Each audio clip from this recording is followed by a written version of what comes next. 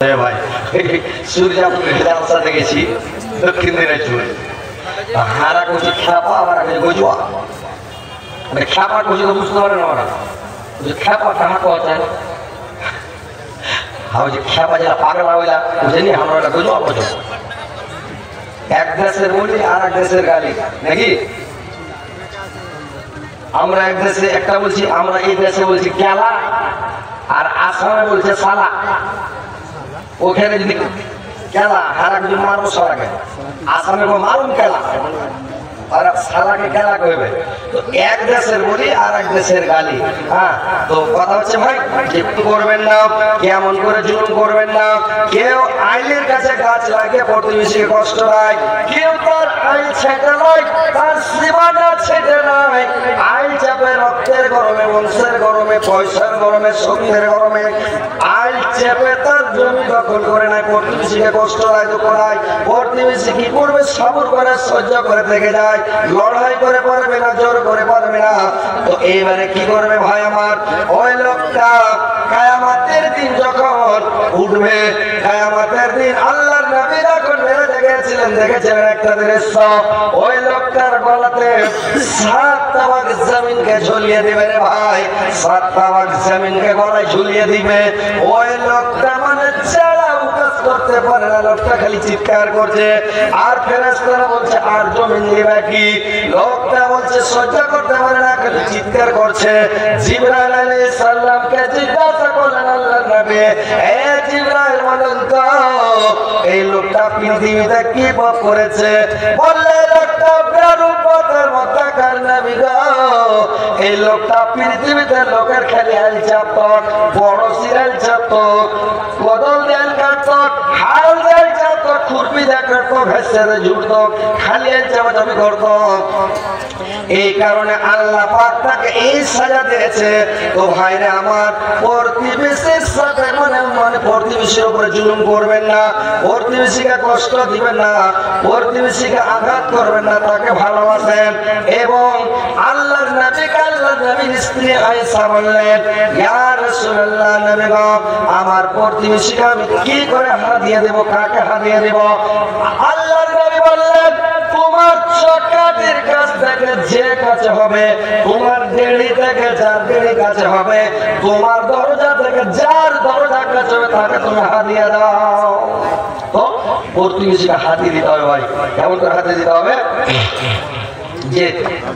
প্রতিবেশী বাংলা কথা বুঝতে পারেন না নাকি পড়োশি পড়োশি যেগুলো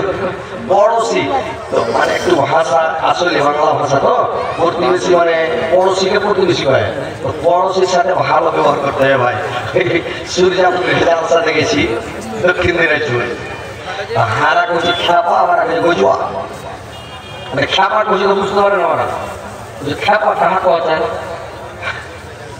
হাও যে খ্যাপা যারা পাগলা হইলা বুঝেনি আমরা এটা গজুয়া বোঝো এক দেশের বলি আর এক দেশের গালি নাকি আমরা এক দেশে একটা বলছি আমরা এই দেশে বলছি কেলা আর আসামে বলছে সালা ওখানে যদি কেলা হারা কিছু মারবো সালাকে আসামে মারুন কেলা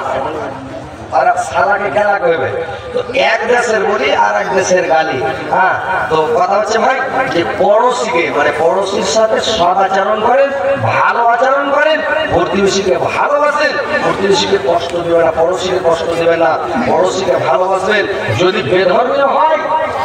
বেদিন মুসলিম ইহুদি নাসারা খ্রিস্টান হয় তাও সাথে ভালো আচরণ করেন আপনার পড়োশী যে আপনার পড়োশী থাকুক আপনার পড়োশী আল্লাহর নবীকে সাহাবীরা বললেন ইয়া রাসূলুল্লাহ নবী গো আমার প্রতিবেশী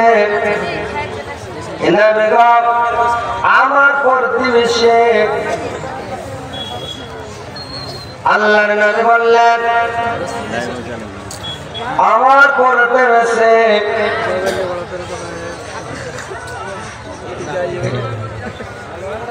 আমার প্রতিবেশী আল্লাহর নবী বললেন তুমি তোমার পড়োশীর সাথে সৎ আচরণ করো ভালো আচরণ করো ভালো ব্যবহার করো সে বেদিন হোক মুশরিক হোক ইহুদি হোক নাসারা হোক খ্রিস্টান হোক তাদের সাথে তুমি সৎ আচরণ করো ভালো আচরণ করো তাদের সাথে ভালো ব্যবহার করো তাদেরকে দুঃখ দেন। সাহাবীরা বলেন ইয়া রাসূলুল্লাহ আমি কখন বুঝতে পারবো যে আমি ভালো মানুষ আর কখন বুঝতে পারবো আমি খারাপ মানুষ? আল্লাহর নবী বললেন যে যখন তোমার পড়োশী তোমার নাম করবে তখন তুমি ভালো মানুষ, যখন তোমার পড়োশী তোমার বলবে খারাপ তখন তুমি খারাপ। তুমি তাদের ভালো মন্দের রিপোর্টার তোমার পড়োশী, তোমার পড়োশীকে তুমি কষ্ট দিও না। আল্লাহর নবীর কাছে একজন সাহাবীকে বললেন নবী গো আমার গ্রামে একটা মহিলা আছে, ওই মহিলাটা আমার গ্রামে একটা মহিলা আছে কিন্তু সব সময় কোরআন তেলাওয়াত করে, 5 ওয়াক্ত নামাজ পড়ে আর সাদকা খয়রাত করে দান করে। আর মহিলাটা মেয়েটা সব সময় সাদকা খয়রাত দান করে, নামাজ রোজা করে, কোরআন তেলাওয়াত করে, কিন্তু মুখের আওয়াজের পড়োশীকে কষ্ট দেয়, পড়োশীর সাথে ঝগড়া লাগে থাকে, গলার আওয়াজ এত জোর যে মানুষকে এত কষ্ট দেয়, এত তাকলিফ দেয় বলা শেষ নাই। মেয়েটার খবর কে? আল্লাহর নবী বললেন ওই মহিলাটা জাহান্নামে যাবে। আল্লাহ রাসূল একজন সাহাবী এসে বললেন ইয়া রাসূলুল্লাহ আমার প্রতিবেশী একটা মহিলা আছে, আমার গ্রামে একটা মহিলা আছে কিন্তু নবী গো কোরআন তিলাওয়াত তো করে না, 5 ওয়াক্ত নামাজ ভালো করে পড়ে না, রমজান মাস ভালো করে রোজা রাখে না, ফকির মিসকিন কত দান ধ্যান করে না, এক পো চার ধ্যান করে রুটি দান করে। মহিলাটা এত ভালো কারোর সাথে ঝগড়াঝাটি করে না, সবার সাথে মিল, সবার সাথে মহব্বত। ওই মহিলাটার অবস্থা কি হবে কিয়ামত দিন নবী গো? আল্লাহর নবী বললেন ওই মহিলাটা জান্নাতে যাবে। যারা মুখের ভালো, মুখে কারোর সাথে ঝগড়া করে না, কাজিয়ে করে না, পাড়া প্রতিবেশীকে কষ্ট দেয় না, আঘাত দেয় না, তাকলিফ দেয় না, ওই মহিলাটা জান্নাতে যাবে। আর যে পাড়া প্রতিবেশীকে কষ্ট দেয়, আঘাত দেয়, ওপরে জুলুম করে, অত্যাচার করে, ওই লোকটা জাহান্নামে যাবে। তো ভাই পড়োশীর সাথে ভালো আচরণ করেন, সৎ আচরণ করেন, পড়োশীকে ভালোবাসেন, পড়োশীর সাথে উঠা বসা করেন, কথা বলা বলি করেন। এখন মোবাইলের যুগ, কি বলবে, আগের যুগে দাদুর কাছে রেখে যেত 2-3টা পতাকা, চাচার কাছে যাই, বাপের কাছে বসলো 2-3 বাবাটা, সব ভাই যা বসলো রাত্রে, পোতারা যা বসবে দাদুর কাছে ভালো মতো দুটা গল্প করবে, বাপের কাছে যা বসবে চাচাদের কাছে যা একটু রিজগুজ করে ভালো মতো দুটা গল্প হয়। আর এখন তখন একটা মিল মহব্বত, ময়া মহব্বত ছিল ভাই আগা যুগে, নাকি? আর এখনকার যুগে এমন হয়েছে বাপ বেটা বসছে, বাপ ওদিকে মোবাইল দেখছে, এদিকে বেটা মোবাইল টিপছে, কি কথা বলছে ও কথা দিয়ে কান্না বলছে, হ্যাঁ হ্যাঁ মোবাইল টিপছে, হ্যাঁ ঠিক আছে, ঠিক আছে পড়াতে যাবো, মোবাইল খালি মুখে দিল দেখ। আর মিল থাকবে, মহব্বত থাকবে, বাপের কাছে বসে না, চাচার কাছে বসে না, দাদুর কাছে বসে না, গ্রামের ভালো মান্যগণ্য লোকের কাছে বসে না, দুটা গল্প নাই, ব্রিজ নাই, বুঝ নাই, পরামর্শ নেই, সব মিল মহব্বত শেষ, চলাফেরা নাই। আল্লাহর নবী বলেছেন, মা বোনদেরকে বললেন ওয়ায়ামনাউনাল মাউন, ওয়ায়ামনাউনাল মাউন, মাউনের অর্থ হলো তোমরা ছোটখাটো প্রতিবেশীকে জিনিস দেওয়া থেকে বিরত থাকিও না। কারণ মাউনের অর্থ হলো তোমরা, মানে সুইকে বলা হয় মাউন, মাউন বলা হয় চালনিকে, কুলাকে, বালতিনকে, কুড়ালকে, দাওকে, হেসাকে মানে চালনকে, আগুনকে, মানে এগুলাকে সব বলা হয় মাউন। এইসব জিনিস পড়া প্রতিবেশীকে ধার দিতে হবে। আপনি সাদকা জারিয়ে নাকি পাবেন ভাই। কাউকে একটা সুই যদি ধার দেন, মায়ের মনে ভালো করে শুনেন, ওই সুইটা একজনের চেয়ে নিয়ে গেল, ওর নিজের সুতা দিয়ে শার্ট সিলিয়া শার্টে বুতামটা লাগাবে, আর বুতামটা লাগিয়ে সুইটা আপনাকে ঘুরিয়ে দিয়ে দিবে। তাহলে আপনি একটা পাঞ্জাবির কাপড় কিনা সিলাই করে একটা লোককে গরিব দুঃখী ফকির মিসকিনকে যদি দিয়ে দেন, তো দান করে দিয়ে যা নেকি পাওয়া যায়, ওই নেকিটা আপনি পেয়ে গেলেন। একটা পাঞ্জাবি দান করে নেকি খালি সুই দেওয়ার কারণে নেকি বয়ে চলেছে, লোক দিতে জানে না, কিন্তু লোক দিবে না। আগা যুগে কি করতো ভাই, সালাই ছিল না, ওই অভাবের যুগ সালাই ছিল না, ওই যুগে কি করতো মানুষ আগুন থেকে একটু সেরকম করতো, চিকা শুধু আগুন দেবে না, চিকা শুধার আগুন দেবে না, 12টার সময় আগুন দেবে না, এটা সেরেক করতো, ওই জামানাতে সেরেক করতো। এই আগে যুগে আমরা যখন জানতে গেছি, এইবার কি করেছে, একটা মেয়ে আগুন আনতেছে একজনের বাড়ি, আগুন আনতেছে, ধর আগুন আনতেছে, কিন্তু আঘাতে দেখবে ওই কয়লাতে আগুন থাকে, মুখাতে একটু আগুন থাকে, ছাইটায় আগুন থাকে, ওই ছাইটার আগুন ফাগুন ঠেলে গাড়ির গঙ্গাতে দিয়ে দিলে ছাইটা লাগানো ঘুরে দেয়, মেশিনের হ্যান্ডেল মারতে, আর আগুন লাগানো ধরতে গিয়ে ধরতে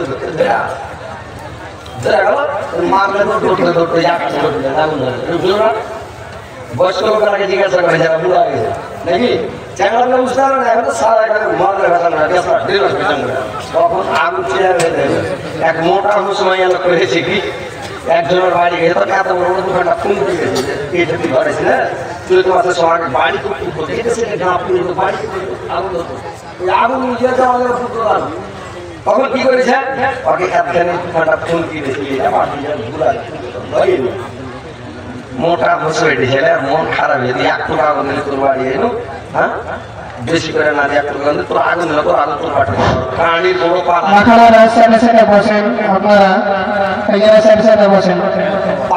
নিয়ে যা করেছি কি চৈত মাসের সময় কারণের পাড়া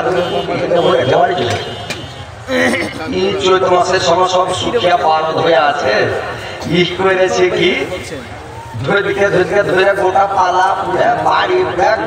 সারা তো কথা হচ্ছে ভাই আগুন দেওয়াটাও একটা সাদকা জারিয়ে নাকি আপনি সুই দেওয়াটা আপনার চালুন দেওয়া কোলা দেওয়া দাও দেওয়া যে কোনো জিনিস বাড়ির যতগুলো জিনিস আছে মানুষকে ধার দেওয়া প্রতিবেশীকে দেওয়া পড়োশীকে দেওয়া এটা আপনার বিশাল বড় নেকি তো পাড়া প্রতিবেশীকে দিতে বিরত থাকে না ভাই এগুলো নেকি পাবেন তো কথা হচ্ছে যে আপনারা পালাপালি করিয়ে না আপনাকে প্রতিবেশীর ওয়াজ যদি শোনায় 3-4 ঘন্টা ওয়াজ শোনানো শেষ হবে না পড়োশীর হক আরো মেন ওয়াজ গেলা ঠিকই গেল মানে খালি কোনো রকম গোছিয়ে নিয়ে আসলাম আর যে প্রতিবেশীর ওয়াজ করবো প্রতিবেশীর এরকম মোটা বই একদম পড়তে পড়তে পড়তে পড়তে খালি প্রতিবেশীর হক প্রতিবেশীর পড়োশীর হক পড়োশীর হক পড়োশীর হক কি করতে হবে কি করতে হবে কি করতে হবে এইভাবে চলছে এইগুলা লম্বা চওড়া হাদিস বুঝতে পারলেন আজকে দেখছিলাম তাফসীর ইবনে কাসিরের মধ্যে এই যে ব্যাখ্যা বিশ্লেষণ এত সুন্দর করে দিয়েছে যে সুবহানাল্লাহ সকাল থেকে পড়তে পড়তে জোহর হয়ে গেল আর শেষ করতে পারলাম না তখন কি করলাম গোসল শেয়ার করলাম খাওয়া দাওয়া করলাম এই যে গাড়ি ছেড়ে দিয়েছি চলে আসছি তো যাই হোক আলহামদুলিল্লাহ আপনারা পালাপালি করবেন না এই জালসাটা মাদ্রাসার উন্নতি করবেন নাকি তো কথা হচ্ছে ভাই যে এটা একটা সাদকা জারিয়া নাকি আপনারা এটা মাদ্রাসা এই মাদ্রাসাটা আল্লাহর ওয়াস্তে আপনারা দান করবেন আল্লাহকে খুশি করবেন সন্তুষ্ট